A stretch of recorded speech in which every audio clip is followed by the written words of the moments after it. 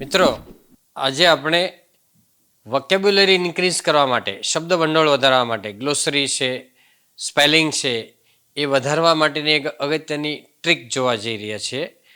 ઘણી બધી ટ્રીક છે, એમાંની એક ટ્રીક છે ઇઝમ વિશેના આજે આપણે સ્પેલિંગ જોવાના છે. તો વોકેબ્યુલરીની અંદર આ બધા સ્પેલિંગમાં ઇઝમ સ્પેલિંગ છેલ્લે આવે છે. ઇઝમ અક્ષર આવે જો તો છેલ્લે બધામાં. હવે ઇઝમ એટલે વાદ થાય. શું થાય મિત્રો? વાદ થાય. ફોર એક્ઝામ્પલ, સોશિયાલિઝમ એટલે સમાજવાદ, નેશનલિઝમ એટલે રાષ્ટ્રવાદ, રિયાલિઝમ એટલે વાસ્તવવાદ, આઈડિયાલિઝમ એટલે આદર્શવાદ, ફેમિનિઝમ એટલે નારીવાદ, એસ્કેપિઝમ એટલે પલાયનવાદ, ઇસ્કેપ એટલે ભાગી જવું, નાસી જવું, ક્લાસિસિઝમ એટલે વર્ગવાદ, વર્ગ એટલે માનો કે હિન્દુ મુસ્લિમ શીખ ઈસાઈ હોય અથવા પટેલ બ્રાહ્મણ ક્ષત્રિય એ વર્ગ કહેવાય, સ્પિરિચ્યુઅલિઝમ એટલે આધ્યાત્મકવાદ, ઓપ્ટિમિઝમ એટલે આશાવાદ, પેસિમિઝમ એટલે નિરાશાવાદ, મટીરિયાલિઝમ એટલે ભૌતિકવાદ, ભૌતિકવાદની અંદર વસ્તુઓ ભોગવી લેવી, લોન લઈને ફ્રીજ, ટીવી, મકાન, ગાડી બધું લઈ લેવું, ભોગવી લેવી બધી વસ્તુ, એ મટીરિયાલિઝમ કહેવાય.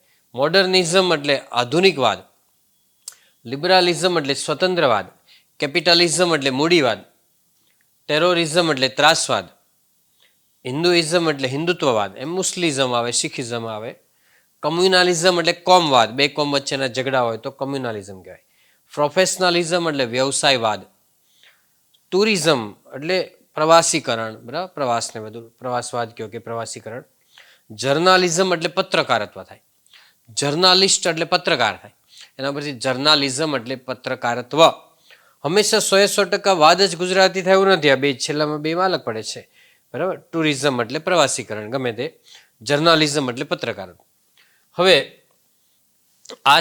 આની ઉપરથી બીજા જે સ્પેલિંગ બને છે અથવા બીજા સ્પેલિંગ ઉપરથી આ સ્પેલિંગ બન્યા હોય એવું થોડુંક ડિટેલિંગ કરીએ. જો સોશિયલ એટલે સામાજિક ઉપરથી સોશિયાલિઝમ એટલે સમાજવાદ, નેશન એટલે રાષ્ટ્ર થાય, નેશનલ એટલે રાષ્ટ્રીય થાય, અને નેશનાલિઝમ એટલે રાષ્ટ્રીયવાદ, રિયલ એટલે સાચું એના ઉપરથી વાસ્તવવાદ, આઈડિયલ એટલે આદર્શ એના ઉપરથી આઈડિયાલિઝમ આદર્શવાદ, ફેમિનાઇન એટલે નારી થાય સ્ત્રી, ફેમિનિઝમ એટલે નારીવાદ, ઇસ્કેપ એટલે ભાગી જવું, પલાયન થઈ જવું, રન અવે, ઇસ્કેપિઝમ એટલે પલાયનવાદ, ક્લાસ એટલે વર્ગ થાય, વર્ગીકરણ કરવું, ક્લાસિફાય, એના પરથી ક્લાસિસિઝમ એટલે વર્ગીકરણ, વર્ગવાદ, સ્પિરિચ્યુઅલ એટલે આધ્યાત્મિક થાય, સ્પિરિટ એટલે આત્મા, સ્પિરિચ્યુઅલ એટલે આત્માને લગતું જ્ઞાન એટલે આધ્યાત્મિક, એના ઉપરથી સ્પિરિચ્યુઅલિઝમ એટલે અધ્યાત્મવાદ, ઓપ્ટિમિઝમ એટલે આશાવાદ, અને જે વ્યક્તિ આશાવાદી હોય એને ઓપ્ટિમિસ્ટિક કહેવાય, અને નિરાશાવાદી હોય તો એને કહેવાય પેસિમિસ્ટિક.